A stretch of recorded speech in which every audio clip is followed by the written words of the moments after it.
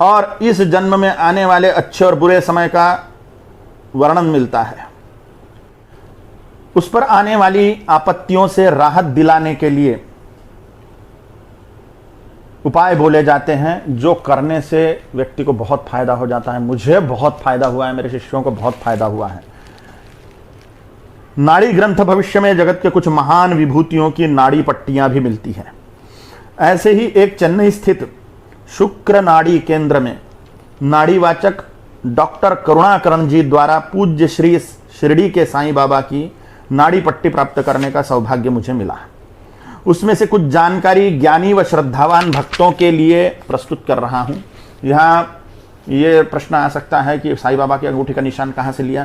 तो जो उपलब्ध वर्णन है उसके अनुसार कुंडली के द्वारा भी नाड़ी पट्टी मिल सकती है, जन्म तारीख के द्वारा भी नाड़ी पट्टी मिल सकती है।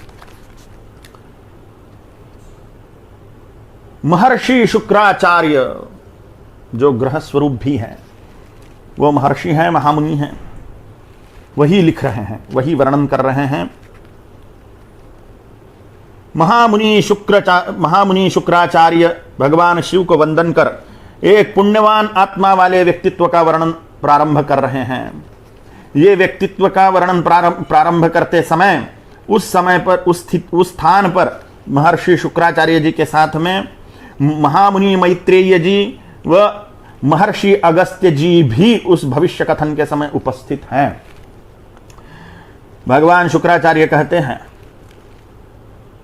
ध्यान से सुनिए, भगवान वो ताड़ के पट्टी पर लिखा हुआ है, ये ताड़ के पत्ते पर लिखा हुआ है।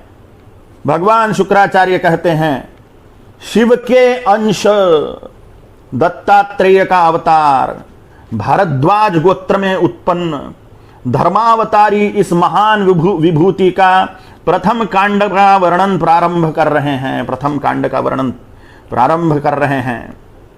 विलंबी नाम संवत्सर अर्थात सन 1938, भाद्रपद महीना, तमिल में पुरट्टासी मासम, पुरट्टासी मादम, त्रयोदशी तिथि, उर्वाषाढ़ा नक्षत्र, मेष लग्न व मेष राशि में ही गुरुवार के दिन अर्थात ईस्वी सन 1838 दिनांक 27 सितंबर जन्म काल दोपहर 12:05 व 25 सेकंड, इस समय पर साईं बाबा का जन्म पाथरी ग्राम में ब्राह्मण कुल में हुआ था। सुनिश्चित टाइम का वर्णन है उसमें, उन पत्तों में, साईं बाबा के मामले में। उनकी माता का नाम देवगिरी तथा पिता का नाम गंगा भवदीय भुसारी था। उनके 2 बड़े भाई बहन थे। बड़े भाई का नाम अंबादास व बड़ी बहन का नाम बलवंत बाई था। बलवंत बाई अथवा बलवंती बाई था। साईं बाबा सबसे छोटे व अंतिम पुत्र थे।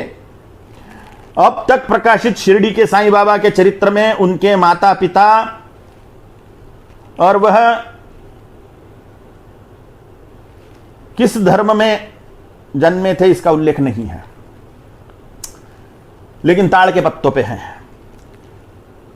महान विभूतियों का सारा जीवन चरित्र एक किसी ग्रंथ में सिमट जाना असंभव ही है।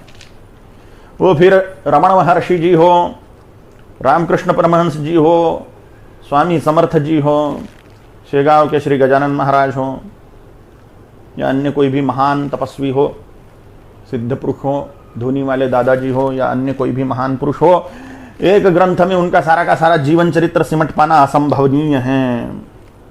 इसलिए अब तक प्रकाशित शिरडी के साईं बाबा के चरित्र में उनके माता पिता, धर्म वगैरह का उल्लेख नहीं है।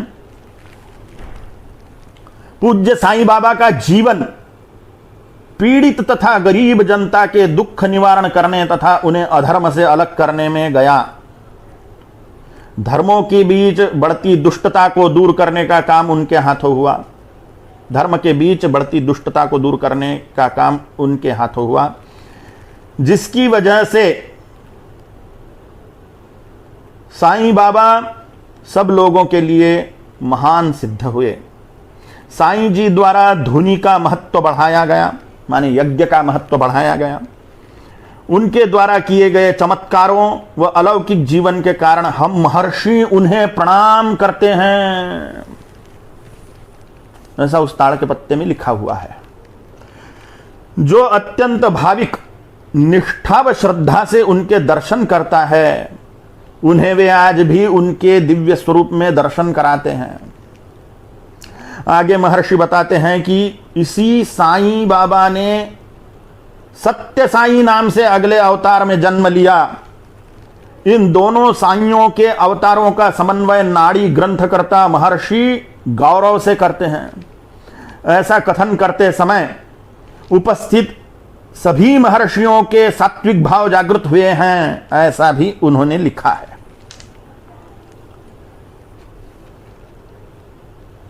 उसके आगे का पत्ता 110 पे मैं पढ़ता हूं, बीच में बहुत सारा है लेकिन महत्वपूर्ण विषय पढ़ रहा हूं अभी के लिए। शुक्र महर्षि कहते हैं,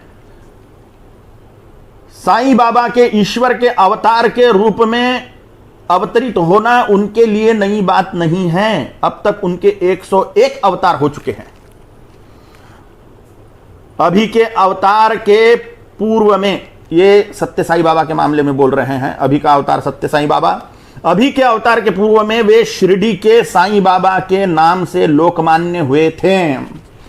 बहुत लोग उन पर जाने अनजाने में टीका टिप्पणी करते रहेंगे, परंतु धीरे धीरे उनमें परिवर्तन होकर उनका भक्त परिवार बढ़ता ही जाएगा। उनके अंदर की महाशक्ति व महापुरुष होने के कारण भारत के भी सुदिन